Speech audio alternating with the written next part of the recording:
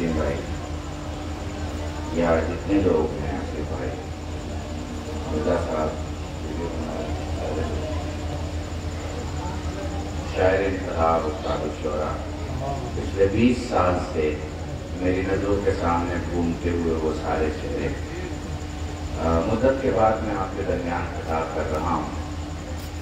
अब मेरे जुमले को अगर महफूज कर सको तो इस मजलिस को, यानी अभी 45 मिनट 40-45 मिनट, क्योंकि मुझे लगता है आधे पौन घंटे में मजलिस हो सकती है। आप लोग सब पढ़ चुके हैं, बहुत देर से बैठे हुए हैं, गर्मी भी है और रात को लोगों को अपने घर भी जाना है, अपनी अपनी जिम्मेदारियाँ हैं। तो बहुत ही अहम मौजूद लेके चलूँगा। खुश होगा जिसके दिल में जितनी अली की मोहब्बत होगी वो उतना मुस्कुरा के सुने। मैं बिल्कुल नहीं कहने वाला कि आप बोलिए या हाथ उठाइए, ये सब कहने की बात इसलिए नहीं होती कि जब जिक्र अली का हो तो मुंह बंद नहीं होता।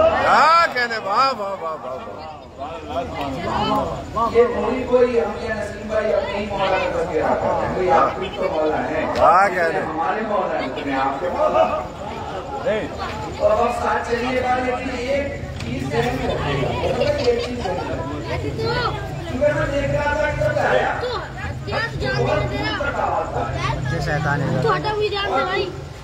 मैंने अली भाई से पूछा कि ये आवाज हमारे बरादरान ने बिल्कुल हमारी गली के बाजू में और दूर करते हैं। तो अब ये ध्यान में रखिएगा कि शायद बरादरान अहले सुन्नत में पढ़ रहे हैं शियों की गवाही में।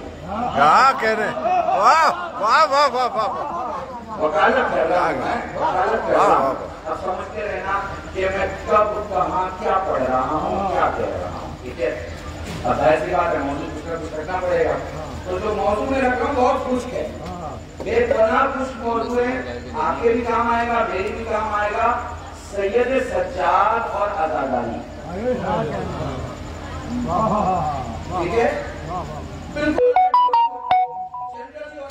इन मौजूदात पर गुफ्तगू इसलिए नहीं करते क्योंकि फिर आप सो जाते हैं, और जहाँ आप सो जाते हैं वहाँ मौलवी को ये लगता है कि भाई ऐसा कोई मौजूद न छेड़ो जिससे पब्लिक सो जाए। और मेरा जुमला याद रखिएगा, वो उतना ही जागेगा जितना वो अली को पसंद करता है। मेरी जिम्मेदारी है जिम्मेदारी को अदा करना। मैं परसों 2 बार में तकलीफ कर रहा था मुसीम भाई थे, मैंने एक जुमला कहा, आप शायर हैं, उलमा मौजूद है, हम इंसानों की जिंदगी में या करम देखने को मिलता है या फजल देखने को मिलता है। हम इंसानों की जिंदगी में या करम देखने को मिलता है या फजल देखने को मिलता है। आप मजलिस तक आ गए क्या करम है, आप फर्शे अदा पे बैठ गए ये फजल है। और इसे महसूस करते चले जाएं, पूरी मजलिस में आपके सामने मुकम्मल कर दूंगा। बहुत कहूंगा घर से निकले मजलिस तक आए, अल्लाह का करम है। बिना अल्लाह के करम के आप हुसैन की बारगाह में नहीं आ सकते। मगर आके खड़े हैं, टहल रहे हैं, चाय पी रहे हैं, खाना खा रहे हैं, दोस्तों से बात, अभी भी कर्म है, क्योंकि आए तो मजलिस में ना। मगर फर्श अदा पे आके बैठ गए, ये बिना फजल के नहीं। जिसे अहले बैत बख्शना चाहे वही फर्श अदा पे बैठता है। बिल्कुल उस मौला के हुक्म और बात से इस्तेफादा कर रहा हूँ जिसमें मेरा मौला कहता है कि जब खुदा चाहता है कि किसी को माफ कर दे तो उसमें मेरे बाबा के कब्र की ज़ियारत की तलब पैदा कर दे। खुदा की कसम, ये मजलिस में आना एक अलग बात, और यहाँ नीचे बैठ जाना यह अलग बात। देखो 2 जगह पर भीड़ दिखाई देगी, एक शब जुमा हुसैन की मजलिस में, की इबादत में। इन दोनों जगहों पर दो मकान में लोग जमा होते हैं, पर दोनों के मजमे में एक फर्क है। अगर महसूस कर पाओ खुदा की कसम, अल्लाह अपने मजमे में दो को एक करता है। अल्लाह अपने मजमे में दो को एक करता है। कैसे? गरीब भी मांग रहा है, अमीर भी मांग रहा है, दोनों भिखारी हैं। न गरीब को ये कि मैं ही मांग रहा हूं, जब से आंख खोली है मैं ही मांग रहा हूं, जब से आ रहा हूं मस्जिद में मैं ही मांग रहा हूं, जब से अल्लाह ने मुझे पैदा किया, रब्बा ने मेरा नाम रखा, मैं ही मांग रहा हूं। तो ये दो मांगने वाले, एक अमीर और एक गरीब। अल्लाह अपने मजमे में दो को एक करता है। हुसैन अपने मजमे में एक को दो नहीं होने देता। वाह वाह वाह वाह वाह वाह वाह। खुदा समेटता है, हुसैन बिखरने नहीं देता। खुदा समेटता है, हुसैन बिखरने नहीं देता। मैं देख रहा हूं आपके सेना मारा हो गए, इसीलिए मैंने इस हुसैनियत को समझाने के लिए सैयद सज्जाद और अज़ादारी को मान रखा। सैयद सज्जाद ने मसलन हाजी जी ने एक प्रोग्राम किया, लोग जमा हुए, 4 लोगों से कहा होगा, पोस्टर छपाया होगा, लोगों से कहा होगा भाई आप कलाम पढ़ने आइएगा, नसीम भाई को कहा होगा आप निजामत कर लीजिएगा, किसी शायर को कहा होगा आप शायरी कर लीजिएगा, खुशी भाई को कहा होगा कि आपको मसीहा पढ़ना है, मुझे कहा कि आपको मजलिस पढ़ना है। कुछ लोगों की तारीफ हुई, आ गए, कुछ लोग रिश्तेदारी में आए, कुछ को बुलाया गया, कुछ अपनी हाजत की वजह से आए, कुछ को इतनी तड़प थी कि मजलिस हो रही है और सोच अलग अलग लोग, लेकिन सब जमा हुए किसके नाम पे? हुसैन के नाम पे। ठीक है, तो इस हुसैन की आजादारी को सैयद सज्जाद ने कैसे बढ़ाया? सवाल ये है कैसे बढ़ाया ऐसे जमाने में? जमाना कैसा है? अब शिया सुन्नी दोनों समझो। अब भूल जाओ कि मैं उन लोगों में पढ़ रहा हूँ जिनका कलमा अली वलीउल्लाह है या उनमें जिनका नहीं है। याद रखो मैं आखिरों में अक्लमंदों में पढ़ रहा हूँ जिनको साफ समझ में आता है कि ये आम है, ये सेब है, ये कोई दूसरा फल है, और ये फल नहीं, ये सब्जी है। समझ रहे? बस मैं उनकी निगाहों के दरमियान पढ़ रहा हूँ जिन्हें मैदान दिखाऊंगा तो वो समझ जाएंगे खैबर है, खंदक है, हुनैन है। ठीक है, मैं उनके दरमियान पढ़ रहा हूँ जिन्हें अलम का चेहरा दिखाऊंगा तो अलमबरदार का नाम बता देंगे। जो आंखें खोल के मुझे देख भी रहे हैं, मुझे सुन भी रहे हैं, मुझे समझ भी रहे हैं। आसिफ भाई गौर कीजिए, आप इस पॉलिटिकल सिटी में अली भाई, होता क्या है कि जब कोई बड़ा हादसा होता है और उस हादसे का अंजाम देने वाला कोई शातिर आदमी होता है तो वो हर उस दलील को खत्म कर देता है जिससे साबित हो कि हादसा उसने किया। ठीक है, दुनिया की तमाम बदतरीन आदतों को अगर जमा कर दो तो उसका नाम यजीद होगा। क्या कहने वाला? मैंने कह दिया, मैं बरादराने सुन्नत पे पढ़ रहा हूँ, तुम्हारी गवाही में महसूस करना बहुत बड़ा जुमला। ऐसे जुमले पढ़ के जा रहा हूँ, फिर इस जुमलों के बाद कोई मुसलमान ये नहीं कहेगा कि हम यजीद को भी मानते हैं।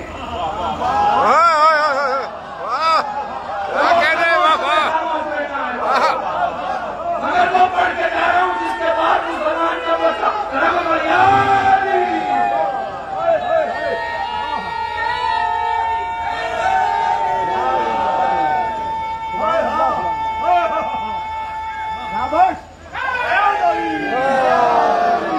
महसूस कर पा रहे हो?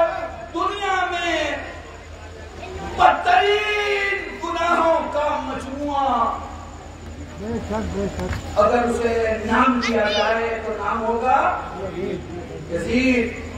दुनिया में इंसानी कमालात और खूबियों का सबसे बड़ा चेहरा, अगर उसे नाम दिया जाए तो कहा जाएगा हुसैन।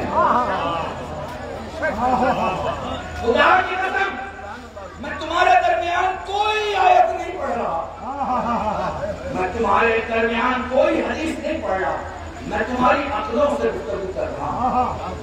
अक्लों, अगर रास्ते पे खड़े होकर मैं तुमसे पूछूं, बताओ मुस्तफाबाद के किस गली में तुम्हारा मकान है, तो क्या कुरान देखने जाओगे? क्या आयत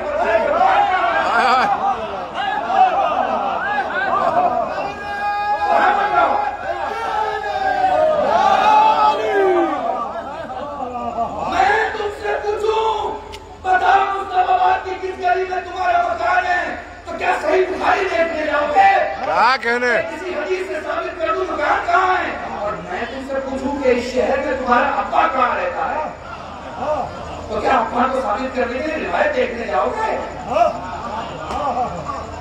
इसी तरह कुछ सच्चाइयां इस्लाम में ऐसी हैं जिनको दिखाने, बताने और साबित करने के लिए रिवायत और आयत की जरूरत नहीं, तारीख कह देती है। लानत उसके सर है, दुरूद उसके वाह वाह वाह वाह वाह वाह वाह वाह वाह। समझते चले जाइए। तो होता क्या है? होता यह है कि अगर बुरे से बुरा आदमी बुरे से बुरा गुनाह करता है, उसके पास ताकत हो, तो वो कोशिश करता है कि वो सारी अलामतें, सारी निशानियां, सारी एविडेंस खत्म कर दे, जिससे ये साबित हो रहा हो कि ये गुनाह उसने किया। अब निशानियां और एविडेंस मिटाने वाला कौन है? यजीद है, कत्ल कर चुका है हुसैन का। उसकी सबसे बड़ी पॉलिटिकल प्रॉब्लम यह है कि वो नहीं चाहता कि मुसलमान उसे कातिल हुसैन कहें। अब वो कोशिश क्या करेगा? कोशिश ये करेगा कि कोई भी इंसान उन अलामतों को न देख पाए जिनसे ये साबित हो रहा हो कि यजीद का हाथ है। बात समझ रहे हैं आप मेरी? उसने कोशिश किया, कैसा था कोशिश करने वाला, उसका कैरेक्टर भी देख लीजिए। मैं हुसैन की शहादत के पहले का इतिहास नहीं पढ़ रहा, हुसैन की शहादत का बाद, हुसैन की शहादत के बाद मस्जिद नबवी में घोड़े को बांधना, अल्लाह के घर खाने काबा को और पर्दे समेत जलाना, दीवारों को तोड़ना, असहाब का कत्ल करना, क्या हुसैन के कत्ल की बात है? पहले की नहीं है, पहले की नहीं है, ये बात की बात है। इसने बाद के कारनामों से ये साबित कर दिया कि जमीन पर इससे जालिम तरीन कोई शख्स नहीं है। ठीक है, जब जालिम तरीन शख्स की बात आती है तो लोग क्या करते हैं? तो आप कहेंगे साहब लोग दरवाजे बंद कर देते हैं, बाहर नहीं निकलते। जैसे मुस्तफाबाद, जहानाबाद, दिल्ली के किसी इलाके में, किसी गली में किसी आदमी का कत्ल कर दिया जाए और कत्ल करने वाला बाहर टहल रहा हो, तो जो होशियार माँ होती है वो अपने जवान बच्चे को बाहर नहीं निकलने देती, वो बंद रखती है। ठीक है ना? कसम खुदा की, करबला की तारीख खत्म होने के बाद खत्म नहीं होती, करबला की तारीख खत्म होने के बाद शुरू होती है। अल्लाह अकबर, मैं तुम्हें कैसे समझाऊं? दुनिया का हर इंसान जुल्म का सामना करने के बाद बहुत सालों तक खामोश हो जाता है। एहतजाज की ताकत खत्म हो जाती है, उसका सेल्फ कॉन्फिडेंस डगमगा जाता है, उसमें ताकत नहीं होती आवाज उठाने की। वो ये देखता है कि एक गिरोह पैदा हो, जो गिरोह मेरा साथ दे, तब हम बातों को आगे बढ़ाएं। मगर अल्लाह की कसम, करबला से वापस आने के बाद हुसैन के बेटे सैयद सज्जाद ने यजीद के नायब और रजीद के रखे हुए मौलवी के पीछे नमाज नहीं पढ़ी, मस्जिद में खुद नमाज पढ़ी। मैं समझा नहीं पा रहा तुम्हें, लेकिन मेरी मजबूरी है, मुझे जल्दी जल्दी आगे बढ़ना है। होता यह है कि बादशाह को खुश करने के लिए बादशाह से डरे हुए सारे लोग जब मस्जिद में जाते हैं तो उस मौलवी के पीछे नमाज पढ़ते हैं जिसे बादशाह ने उस जगह रखा हो जुमा पढ़ाने के लिए, तकरीर करने के लिए, मजहबी बातों के लिए। लेकिन सज्जाद की पूरी तारीफ उठा के देख लो, सज्जाद की पूरी तारीफ उठा के देख लो। घर से निकले, मस्जिद में आए, अल्लाह अकबर कहा, नमाज शुरू की, लोग पीछे नमाज पढ़ रहे थे, सज्जाद ने किसी के पीछे नमाज नहीं पढ़ी। एक जुमला कहूँ, कहते हो अली ने नमाज पढ़ी, किसी के पीछे पड़ी, अली ने नमाज पढ़ी, किसी के पीछे पड़ी। मोहम्मद के जमाने में अली किसी के पीछे क्या पढ़ेंगे जब यजीद के जमाने में सज्जाद ने किसी के पीछे नहीं पढ़ा।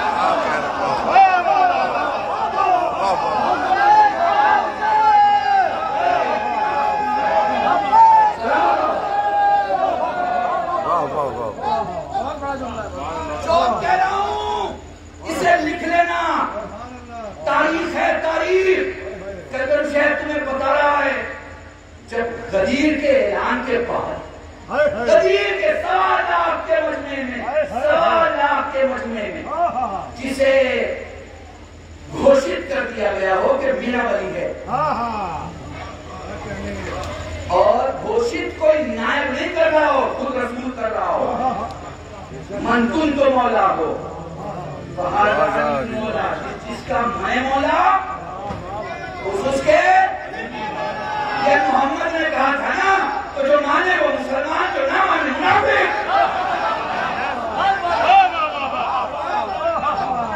महसूस कर पा रहे हो?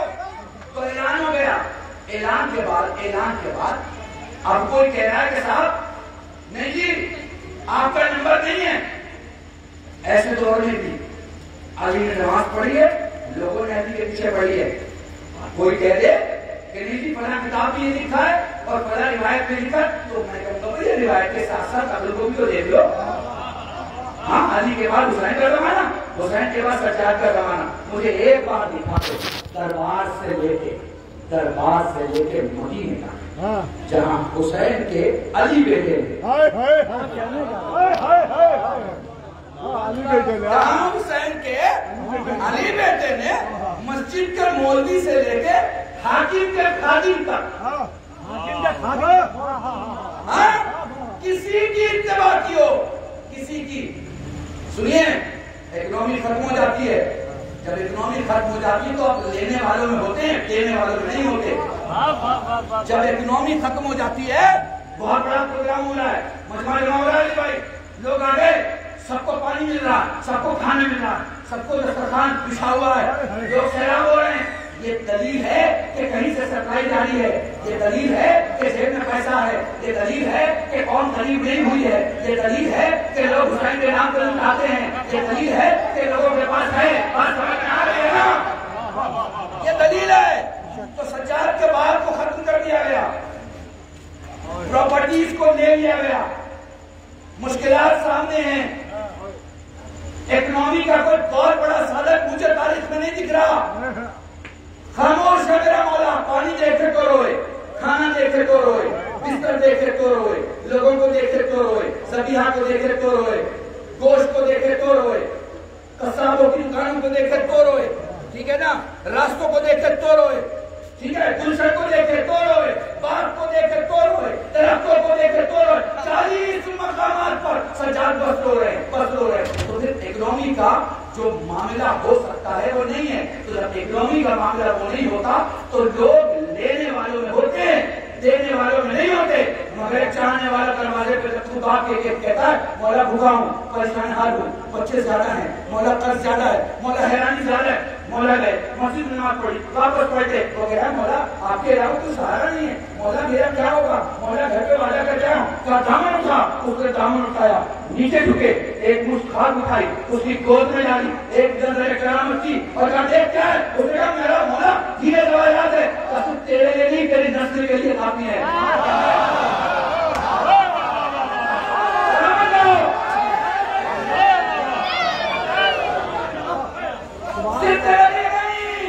तेरी नस्ल के लिए काफी है। हालात खराब हो तो लोग लेने वालों में होते हैं, देने वालों में नहीं। कब? जब तुम्हारा बाप हो, तुम्हारा चचा हो, तुम्हारा मामू हो। मगर जब मोहम्मद के घर में मोहम्मद हो तो वो मोहताज नहीं होता, फिर वो मोहताज नहीं होता, फिर वो देने वालों में होता है, वो लेने वालों में नहीं होता। तो सबसे बड़ी सियासत क्या है? सबसे बड़ी सियासत यह है कि लोग दो चीज हाईजेक करते हैं। दो चीज याद रखना, लोग क्या करते हैं? दो चीज हाईजेक करते हैं। एक प्रोग्राम हाईजेक करते हैं, एक एहतजाज हाईजेक करते हैं। पता नहीं मैं समझा पा रहा हूँ कि नहीं समझा पा रहा हूँ। एक प्रोग्राम हाईजेक करते हैं, दूसरा एहतजाज हर एक करते हैं। मैं दोनों को मिसाल दे दूं, आप तो दिल्ली शहर में रहते हैं, पॉलिटिक्स जानते हैं, आप लोग तो मसले से पेपर में पढ़ के पॉलिटिक्स नहीं समझते, खेलते भी हो कुछ करते भी होंगे मसला, ठीक है ना। तो आपके यहाँ इस शहर में एक जगह है जिसका नाम है जंतर मंतर।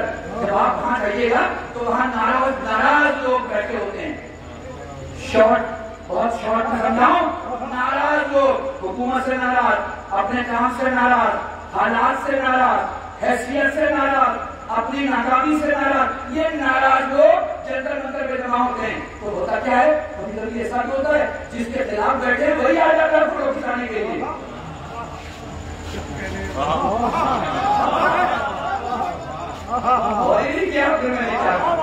भाई वो गरीब जिसके खिलाफ बैठा है वही आ जाता है, कह रहे भाई क्या बात है, हमसे क्या नाराजगी, हम तो दोस्त हैं, पुराने साथी हैं आपके, आप कैसे हमसे नाराज हो गए। उसने चचा का मिसाल दिया, ताऊ का मिसाल दिया, बड़े भाई का मिसाल दिया, हम लोग तो बचपन से साथ के एक ही गली में रहे, आप कैसे नाराज हो गए। लो जी फोटो लो इनके साथ हमारी, और उसने कंधे पे हाथ रख दिया। प्रोग्राम किया था उसने बेचारे ने 20 साल की मेहनत के बाद उसने 20 मिनट में सारा प्रोग्राम खराब कर दिया।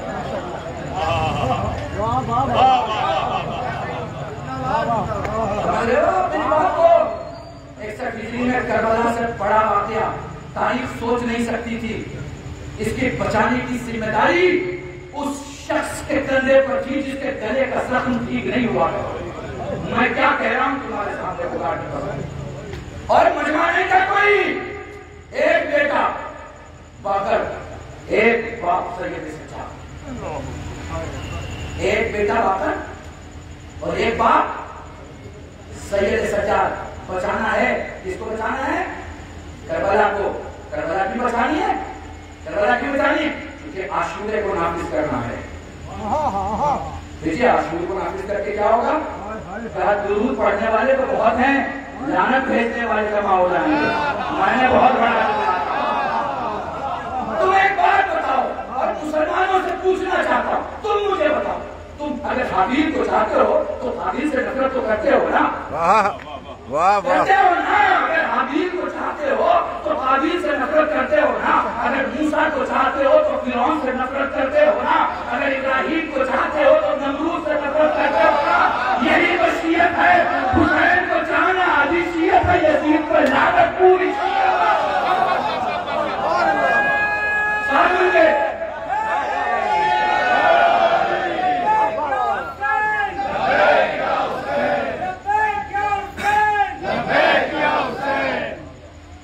मिलजुल दुरूद पढ़े मोहम्मद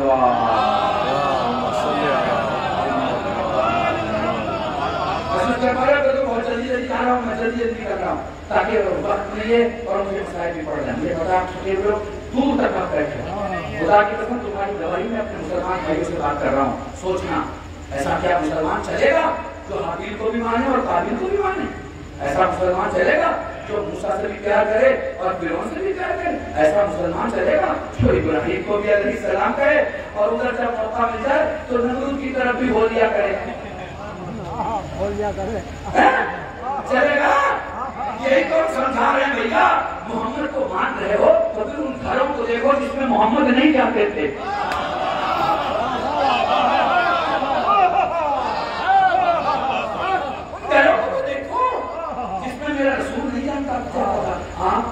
अली को मान रहे हो तो फिर उसको भी तो देखो जो दुश्मनी का काम करे। आप हुसैन को मान रहे हो तो फिर उसको भी तो देखो जिसने कत्ल किया हुसैन को। ऐसा कैसे हो सकता है भाई?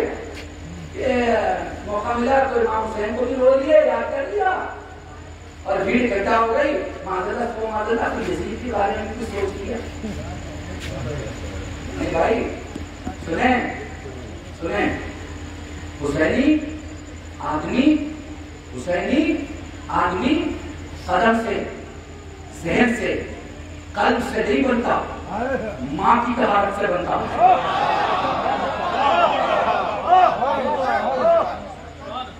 माँ की तहारत से बनता। सुनो, माँ का भी एक बड़ा किरदार है। तुम बैठे हो ना, ये माँ का किरदार है। जो मैं बोल रहा हूँ ना, ये माँ का किरदार है। ये अगर जाके थकोगे नहीं ना, माँ का किरदार है। ये जब पलट के दोबारा आओगे ना, माँ का किरदार है। बताओ मुझे कोई ऐसा माधुरी दिखा दो जिसने कहा इस साल बहुत मात्र किया, अगले साल नहीं करूंगा। एक वाह वाह वाह वाह वाह वाह वाह वाह तो जो ये कहता हो मैं जी पिछले साल तो बहुत मात्र कर दिया, क्या बदन को आराम है। एक दिखा दो जिसने 2 लाख 5 लाख 10 लाख मजलिस के तबरुक में खर्च किया हो और वो अपनी बीवी से धीरे से कह रहा इस साल जरा ज्यादा खर्च हो गया, अगले साल कम कर देंगे। एक दिखा दो। इलाके में 10 मजलिस होती थी, किसी जवान ने कहा मजलिस बहुत हो रही है, अगले साल से कुछ कम कर देंगे। एक दिखा दो। क्यों भाई? हर चीज में बचाव है, हर चीज में हिफाजत है, हर चीज में लोग अपने अपने बजट को संभाल के चलते हैं। यहाँ ये क्यों नहीं सोचते? आप कहेंगे मौलाना ये सोच आती ही नहीं है।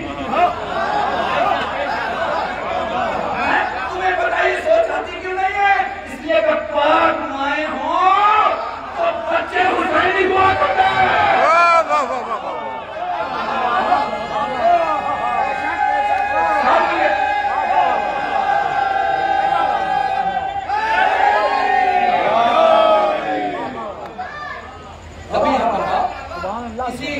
लिमिटेशन का कभी किसी को ख्याल आया हो? मैं इजाजत देता हूँ, अमामा छोड़ दूंगा पहनना, तुम में से एक खड़ा होकर कह दे कि मेरे दिल में ये ख्वाहिश आई। खुदा की कसम तुम्हें कोई कह नहीं पाएगा। इसलिए नहीं कह पाएगा कि जब पाक माए किसी वजूद को सामने लाती है कहने वाह कि उनकी सोच क्या होगी। ये तय होता है। झूला कहूँ माए नजिस हो तो बेटा कातिल होता है। भाई जाग के सुनना, माए नजिस हो तो बेटा कातिल होता है, माए पाक हो तो बेटा जन्नत पे जाके भी सुल्तान होता है।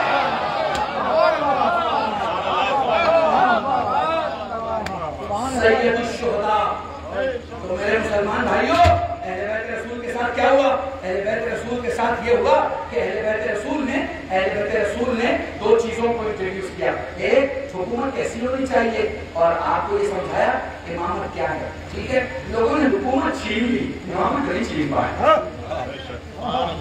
हुकूमत छीन ली, इमामत नहीं छीन पाए।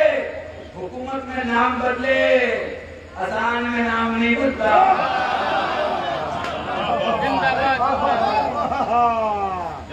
तुम बहुत ताकतवर थे ना, तुमने फला शहर का गवर्नर फला को बना दिया।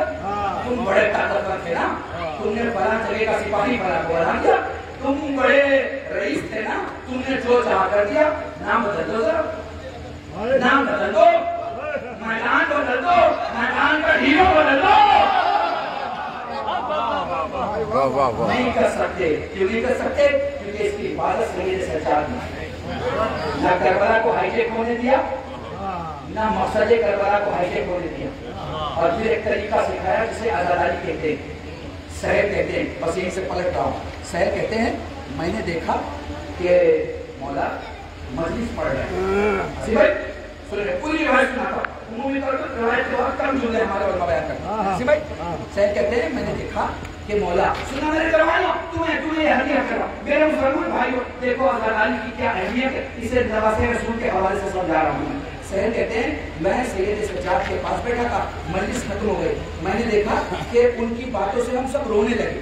हमने देखा सब लोगों ने जमीन पे झुक के, जैसे बोलते थे अपने आप को बिल्कुल जमीन पे गिरा के रोना। एक होता ढाले मार के रोना, एक होता है रोते रोते बेहोश हो जाना, एक होता है रोते रोते जमीन बोस हो जाना, एकदम जमीन पे गिर जाना। कहने लगे जब हमने देखा, हम सब की हालत ये है गिरिए की कि हम जमीन पे झुक चुके हैं। हमने देखा सज्जाद दिखाई नहीं दे रहे।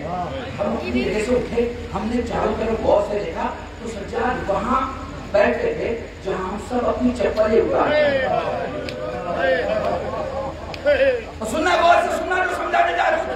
जब आप चप्पलें उतार के आते हो तो फिर आपके चप्पलों का चेहरा अपने प्रोग्राम में जाने की तरफ होता है, और जब आप वापस आते हो तो आपको सीधी चप्पल चाहिए होती है पहनने के लिए। हमने देखा कि सज्जाद चप्पलों को सीधा कर रहे हैं। हमने पढ़ते का मौला मर जाए मौत आए, हमारी जिंदगी में तू हमारे पापोश को, हमारे नाले को, हमारी धनाते सहित सुन, ये मेरे बाबा गुरु हैं, ये मेरे बाबा गुरु हैं, ये मेरे बाबा क्या जाता है, सबसे पहला हक मेरा है कि मैं दुनिया को बताऊं कि इनकी इज्जत क्या है। आपने एक बात महसूस की होगी, आपने एक बात महसूस की होगी, एक बात याद रखना, आजादारी से करबला नहीं, ये तुम्हारे रोने से मेरे पढ़ने से करबला नहीं, करबला से मेरा पढ़ना और आपका रोना। महसूस कर पा रहे हो? करबला से सब कुछ है, हम करबला से हैं, हमसे करबला नहीं। इस गलत फहमी मत लेना कि मातम अगर कर रहे हो, मातम अगर कर रहे हो तो तुमसे पहचान हो रही है, तुमसे करबला बन रही है। करबला से आप बन रहे, करबला आपको संभाले होगी, ठीक है। करबला एक तहसील का नाम है जो दूसरी तहसील को आने नहीं देते। आप देखते हो ना वहाँ पढ़ने वालों में, जहाँ आप मिसरे की कमी देखते हो, जहाँ आप दर्द कम और स्टाइल ज्यादा देखते हो, जहाँ आप बालों के रंग में, तरतीब में और आने और जाने में और स्टाइल में और कपड़े में और स्टाइल और ये जो सोशल मीडिया की जो क्लिपिंग्स है, इनमें जहाँ आप थोड़ी सी कमी देखते हो, आपको दर्द होने लगता है, आप परेशान होने लगते हो, आपस में एक दूसरे से बात करने लगते हो, आपको लगता है कि ये मसनवियत, दिखावा है ना, एक्टिंग हमारे नहीं होनी चाहिए। ये कहाँ से आता है आपके अंदर? क्योंकि ये आपको सज्जाद बता रहे हैं, ये आप सबकी जिम्मेदारी है सैयद सज्जाद की तरफ से कि आजादारी में कोई मसनवियत ना आने दें। ये आपको जवाब देना है अपने चौथे मौला को। पूछा जाएगा तुम्हारे सामने, क्या तुम्हें ज़हन में नहीं था कि तुम्हारे अहद का शायर कैसे कलाम पेश करता? अभी मसीहा हो रहा था, आप कलाम पेश कर रहे थे, एक एक मिसरा इतना खूबसूरत था कि आदमी अगर रोए तो रोने के लिए उसे अगर कोई दर्द की बात चाहिए वो मिसरे काम सोचता और रोता, सोचता और रोता। क्यों? इसलिए कि दिखावा नहीं है, इसलिए कि दिखावा नहीं है, इसलिए कि चीजों को सेल करने का, चीजों को पेश करने का, चीजों को सजा के सवार के लोगों के सामने लाने का जो तरीका मसनवियत के साथ होता है, दिखावे के साथ होता है, वो अलग होता है। उसकी फर्श-ए-अज़ा में कोई कीमत नहीं है, फर्श-ए-अज़ा में कोई कीमत नहीं, फर्श-ए-अज़ा में सिर्फ खुलूस चलता है। एक आलिम दीन है, एक आलिम दीन है, हसी भाई सुनिए, एक आलिम दीन है तेहरान में, इसी में तेहरान में सारे दिन मजलिस पढ़ते हैं। उनको बच्चों ने कहा, उस्ताद उनको बच्चों ने कहा हमारे यहाँ की मजलिस पढ़ दीजिए। उनको किसी बड़ी बड़ी जगह मजलिस पढ़ने जाना था, उन्होंने कहा कि बच्चों मेरे पास वक्त नहीं है, कहा देख लीजिए अगर हो सके तो 10 मिनट हमारी भी चाय पी लीजिए। वो आ गए और जल्दी में उन्होंने 10 मिनट में मजलिस पढ़ी और उसके बाद सारे शहर में मजलिस पढ़ी। सो गए, रात में ख्वाब में जनाब फातिमा को देखा, उनसे सवाल किया बीबी आप मेरे किस अमल से ज्यादा खुश हुई है? फरमाया जो सारे दिन में तुम बच्चों के पास हमारे मसाइल पढ़ रहा था क्यों? इसलिए वहाँ कोई मसनवियत नहीं थी, वहाँ कोई दिखावा नहीं था।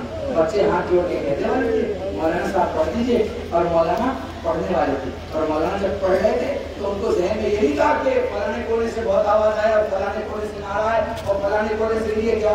उनको ये था कि बच्चे मसाइल समझाएं कि अली अकबर कैसे शहीद हुए, अली अकबर कैसे शहीद हुए। तो आजादारी की तहजीब की हिफाजत कीजिए, आपने औकात नहीं है आजादारी की हिफाजत करने, ना ना ना ना।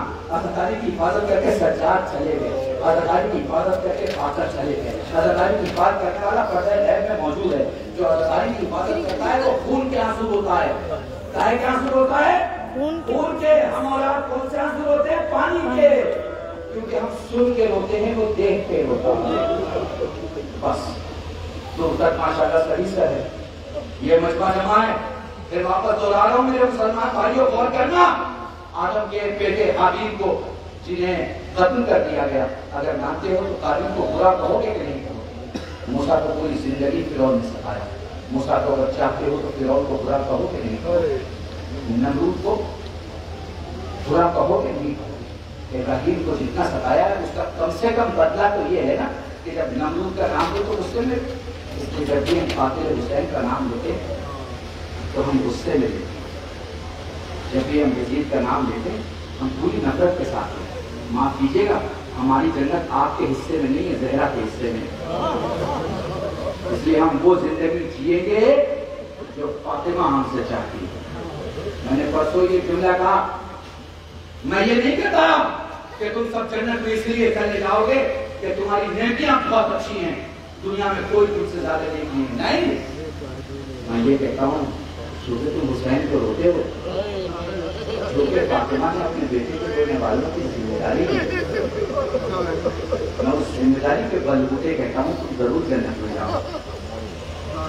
मैं उस जिम्मेदार की जिम्मेदारी की गुफ्तगू नहीं कर रहा हूँ जो खुद जन्नती नहीं है। मैं उस जिम्मेदार की जिम्मेदारी की गुफ्तगू कर रहा हूँ जो खातून जन्नत है। खातून जन्नत एक दिखा दो, हब्बा से लेके मरियम से लेके आसिया से लेके सारा से लेके एक दिखा दो खातून जन्नत। मेरे अजीज दोस्त मौलाना खान साहब से गुफ्तगू हो रही, उन्होंने आज मुझे जनाब सगीरा में कहा भाई खातून जन्नत। मैंने कहा ये तो जनाब जरा भाई खातून जन्नत कह रही है कि सगीरा शबाब अहले जन्नत के गम में जो रोया उसकी जन्नत की जिम्मेदारी हमारी है। तो इसलिए हम उम्मीदवार हैं कि जब बीवी जब शहजादी के रसूल की बेटी और मुसलमानों अगर तुम्हें ज़हरा के दरवाजे पर झुकने की ख्वाहिश नहीं हो रही तो यकीन जानो तो मोहम्मद के दरवाजे पर झुके ही नहीं, क्योंकि तो मोहम्मद के दरवाजे पर झुक जाएगा तो यकीनन ज़हरा के दरवाजे पर बस वो खत्म हो रही तरफ तो मसाइल। आपको ये एग्जाम बताएं, ये दिन बताएं कौन से रिएक्टर की मुसीबत, हासिल की मुसीबत, असगर की मुसीबत। वो क्या मुसीबत थी जो सज्जाद ने नहीं देखी? वो क्या मुसीबत थी जो सज्जाद को नहीं बताई गई? वो क्या मुसीबत थी जिसे सज्जाद वाकिफ न थे? मगर न जाने चंद दिनों में शाम में कितनी मुसीबत हो गई।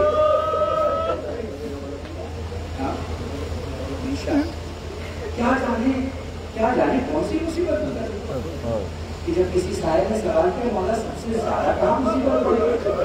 फरमाते हैं शाम। साहिब कहता है मौला कैसे रोने? मैं आंसू का मुकद्दर जो आंखों में रह जाए रोने का, आंसू आंखों में रह जाए, दाढ़ी के बाल कटाए अंबिया का, जो सीने तक आए तो हम इमाम होगा, हम मासूम होगा। वो कहता है मौला जिसमें आवाज बुलंद हो जाए कहा मेरी दादी फातिमा बस जैसे कि आवाज तुम्हारी लिखी है ना वैसे नहीं, ऐसे ही रोया, ऐसे ही रोया, ऐसे रोया करो कि मुस्तफा की उसे यकीन आ जाए कि कोई मर गया। बिहार क्या हमारे आलिम सुन्नत थे, मेंबर ऑफ पार्लियामेंट थे कासिम साहब, उनसे एक अहले सुन्नत वल जमात के जवान ने पूछा मौलाना आपका क्या कहना है गम हुसैन को चिल्ला के रोना या आंसू बहाना, शहादत हुसैन पर गिरिया करना, आपका नजरिया क्या? तो क्या उन्होंने जवान से क्या कहा? कहने में क्या आपने किसी जवान की मंजर देखी है? कहा हाँ देखी है। कहा ये बता रोने वाले घर के बाहर ज्यादा होते हैं घर के अंदर ज्यादा होते हैं? उसने कहा घर के बाहर तो इतने रोने वाले नहीं होते, मगर जब मुझे घर के अंदर ले जाई जाती है तो कुछ लोग होते हैं जो धाड़े मार के रोते हैं। उन्होंने पलट के उस जवान से कहा उस धाड़े मार के रोने वाले को क्या रिश्ता बताना पड़ता है? गाली तो बातें सुन के समझ में आ जाता है कोई भाई रहा होगा, कोई बहन नहीं होगी, कोई माँ नहीं होगी, क्योंकि ये अपने जाने वालों को ऐसे रोते हैं कि इनकी रोने की आवाज से तो अल्लाह को ऐसे रोया करो कि तुम्हारे रोने की आवाज से लोगों को लग जाए कि कोई जवान चला गया। बढ़िया नाम से बढ़िया सुनोगे तुम्हें तैयार कर रहा हूँ, जूता सुनो भाई, कभी आप नहीं करा तो आप जरूर लिखिएगा। शख्स आता है मौला के पास, आपके चौथे मौला के पास एक शख्स आता था, वो कहता है मैं गरीब हूँ, मेरी मदद कीजिए। पलट के फरमाते क्या तू गरीब है? वो कहता हाँ मौला मैं गरीब हूँ। एक बात बता इस शहर में अगर तू मर जाए तो कोई तुझे नहीं करेगा? क्या मौला मुसलमानों में लाशें नहीं छोड़े जाए? मैं तो मानता है ना कि तुझे तकलीफ किया जाएगा, मानता हूँ कि तकलीफ किया जाएगा, फिर क्यों गरीब नहीं, फिर क्यों गरीब नहीं? सज्जाद रोने लगे, वो पलट के सज्जाद को देख रहा था, करबला का रुख करके कहते हाय रे मेरा गरीब बाबा, खुदा तुम्हें कोई गम न दे, सिवाय गम से बस दो रिवायतें मुझसे सुन लो, खुदा के अदाकारी की अगर कोई खिदमत कर पाऊं तो मेरे मर्जी के बाद मुझे काम आए। मुझे नहीं पता अगर तुम रोगे तो ज़हरा तुम्हें क्या क्या देंगी। बस इतना मालूम है कि एक माँ है जिसका एक हाथ पसलियों पे होता है और एक हाथ आसमान की तरफ होता है। मेरे अल्लाह मेरे हुसैन के चाहने वालों की खैर हो। तुम्हें कोई गम न दे सिवाय के 2-3 बातें सुन लो। और मजलिस तमाम है, 4 साल की सैलानी है, नाम है पैदाइश हो चुकी है। हुसैन अपनी बेटी को देख के रो रहे हैं। ज़ैनब करीब आकर फरमाती है भैया जब अल्लाह इज्जतों की चादर किसी के कंधे पर डाले तो उसे बेटी अता करता है। रो के फरमाया मैं इस बात के लिए रो रहा हूँ कि इसके सीनों साल कब होंगे, मुसीबत ज्यादा होगा। पाँव छोटे हैं सफर बड़ा होगा, कदम नाजुक है कांटों से भरा रास्ता होगा। मैं आपको कैसे समझाऊं, बस करीब से 1-2 रिवायतें सुन लो और मजलिस तमाम है। आपने सुना होगा कई बार, सोचिएगा जरा गौर कीजिएगा, आपने सुना होगा कई बार जनाब सकीना होश से गिरी, मगर इसके साथ साथ ये नहीं सुना होगा गिरने के बाद किसी को पुकारा होगा। आपने कई बार सुना होगा जनाब सकीना होश से गिरी, मगर आपने ये नहीं सुना होगा कि गिरने के बाद बाबा को पुकारा हो, चचा को पुकारा हो, फूफी को पुकारा हो। नहीं सुना होगा आपने। एक आलिम कहता है मैं भी परेशान था, मैं भी परेशान था कि सकीना ने गिरते वक्त किसी को क्यों नहीं पुकारा। अचानक में कहता है मुझे पता चला, मुझे बाद में पता चला कि छोटी बच्चियां बुलंदी से गिरती है, बेहोश हो जाता है।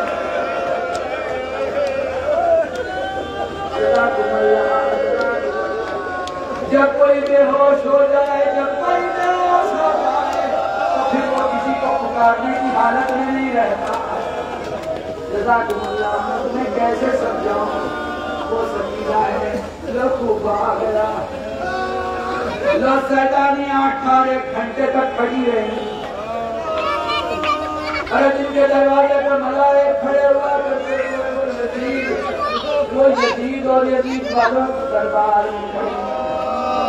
तुम्हें कैसे समझाऊं, कैसे बताऊं। एक बीवी है 4 साल की, नाम है सकीना, बातें की जा रही है, अल्लाह हिल रहे हैं मगर आवाज अल्लाह माज़रन ज़ैदी का जुमला नकल कर रहा हूँ। मरहूम मग़फ़ूर फरमाया करते थे सैयद सज्जाद कहते जालिम मेरी बहन का गला इतनी तेजी से बंधा, वो बोल तो रही है मगर आवाज बाहर नहीं आ रही। गला खोला गया, पूछा गया बाबा का नाम क्या है, बताया मेरे बाबा का नाम हुसैन। सुना तेरा बाबा तुझे बहुत चाहता था। वो कहती है कैसी बातें करता है, क्या तू साहब औलाद नहीं। दुनिया का बहुत अपने बच्चों को चाह करता है, हाँ मेरा बाबा मुझे बहुत चाहता था। सुना तेरा बाबा तेरे लिए तोहफे लाया करता।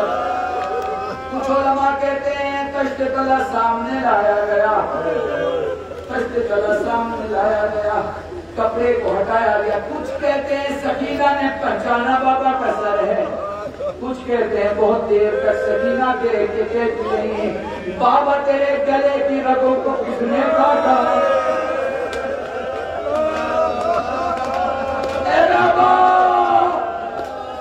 खून से भरा हुआ तेरा चेहरा कैसे इस तरह हुआ।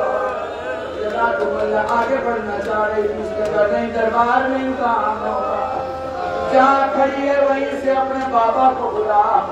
मैंने ये जुमले देखे हैं, शहजादी ने अपने दामन को उठाया, फरमाती बाबा जो लिबास सुगरा को दिए थे वो महफूज होंगे, मेरा दामन जल गया।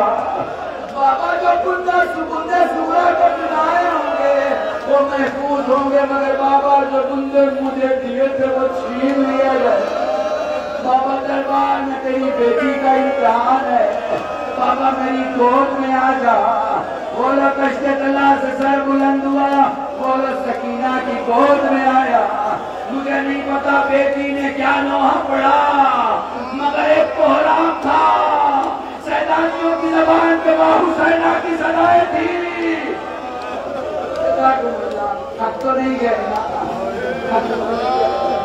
रोते रोते न थका करो, क्योंकि कोई तुम्हें तमाचे नहीं मार रहा, तुम इतने प्यासे नहीं कि तुम्हारा गला सूख रहा हो। याद करो सैयदे सज्जाद और सकीना को इतने ताजियाने मारे जाते थे। सकीना अपने भाई सैयद सज्जाद से आके कहती, भैया इनसे ये कह दे, मैं ये नहीं कहती तमाचे न मारे, बस ये कह दे मेरे चेहरे पे ताजियाने ना मारे।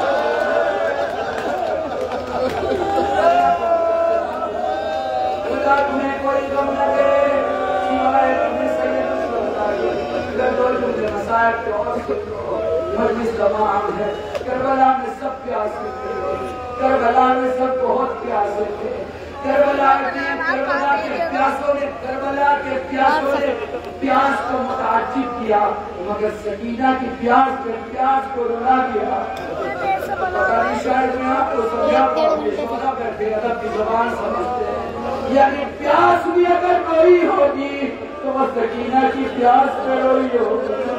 मुझे करबला में सुनाई दिया कि सकीना ने कहा मुझे प्यास लगी है, मगर अब्बास के जाने के बाद एक जगह भी दिखाई नहीं दी जहाँ सकीना ने कहा हो मुझे प्यास लगी है। गर्मी का मौसम है, तुम्हें पता है अरब की रेगिस्तान में, अरब की गर्मी में सज्जाद क्या करते थे, जब ऊंट बैठ जाता था ऊंट की पीठ के साए में जमीन को छू कर देखते थे। जहाँ थोड़ी सी ठंडक होती थी वहाँ अपनी बहन को के पास रख के सुला देते, कहते थे मैं यहाँ खड़ा हूँ, थोड़ी देर के लिए सो जा, तू थोड़ी देर के लिए सो जा। मैंने तारीख में सज्जाद को ये करते देखा और मैंने तारीख में सकीना को एक और अमल करते देखा। मैंने देखा जालिम ने सकीना की प्यास को देखते हुए सबसे पहले पानी लेकर आया, लोग समझे पानी पिलाएगा, मगर सकीना के करीब आके पूरा पानी जमीन पर डाल दिया। जुल्म की इताअती बच्ची ने पानी को जमीन पर मिलते हुए देखा। फिर पता है उस की बेटी ने क्या किया, नन्हे हाथों से मिट्टी को उठाया, मिट्टी उठा के सज्जाद के पास लाई, तोप पे मिट्टी को रख के कहा भैया शायद थोड़ी देर तोप की गर्मी कम हो जाए। बसात में जुमला और मस्जिद तमाम है, कितनी प्यार थी उसे सुन लो। मैं मुसलसल पढ़ा करता हूँ, 3 मैयतें ऐसी है जिसके गुस्ल देने वाले चिल्ला के रोए। सीन से सैयदा, सीन से सज्जाद, सीन से सकीना। बोलो सैयदा को गुस्ल दिया गया, अली चिल्ला के रोए। सलमान ने पूछा मौला इतना गिरिया क्यों? क्या सलमान बिन रसूल ने अपना जख्म दिखाया नहीं था, अपनी दर्द को छुपा लिया। वो लोग बाकर गुस्ल दे रहे हैं, वो लोग बाकर गुस्ल दे रहे हैं, चिल्ला के रोए। जाने वाले ने कहा मौला इतना गिरिया क्यों? क्या मेरे बाबा का जख्म सूखा न था? बोले सकीना को गुस्ल दिया गया, कहीं लैला चिल्ला के रोई, कहीं रबाब चिल्ला के रोई, कहीं ज़ैनब चिल्ला के रोई। सज्जाद ने पूछा फूफी अम्मा ये इतना गिरिया क्यों? क्या मेरे लाल ने फूफी अम्मा हाथ का वास्ता? ज़ैनब फरमाती मेरे लाल मेरी सकीना इतनी प्यासी थी, जब हमने एक चुल्लू पानी सकीना के चेहरे पर डाला पानी खुश्क हो गया। जब दूसरा चुल्लू पानी डाला मेरा पानी सूख गया।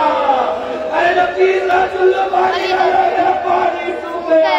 सजाद कहते फूफी अम्मा मुझसे भी मेरी बहन ने कहा था भैया कब्र की जमीन देखना, नैन जमीन पे दफन करना, क्योंकि प्यास हड्डियों में उतर चुकी है। हाय सकीना,